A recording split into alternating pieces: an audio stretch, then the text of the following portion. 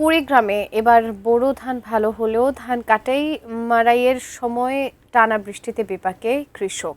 এই বিষয়ে বিস্তারিত জানাতে কুড়িগ্রাম সদর উপজেলা থেকে সরাসরি যুক্ত হচ্ছেন কুড়িগ্রাম প্রতিনিধি মোনার হোসেন লিটন।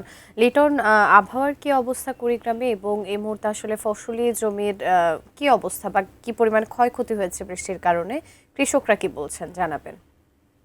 এবারে সবচেয়ে ভালো বিষয় সেটি হচ্ছে এবার এই বোরো ধানটি মোটামুটি অনেক ভালো হয়েছে, তবে শেষের দিকে এসে কৃষকরা অনেকটা বিপাকে পড়েছে। বিশেষ করে এখন ধান কাটার সময়, মাড়াইয়ের সময়, এই সময় গত কয়েকদিন ধরে টানা বৃষ্টির কারণে এখানে কৃষকরা অনেক বিপাকে পড়েছেন। বিশেষ করে যে নিচু এলাকাগুলি আছে সেই নিচু এলাকায় কিছু কিছু ধান একেবারে পানির মধ্যে নিমজ্জিত।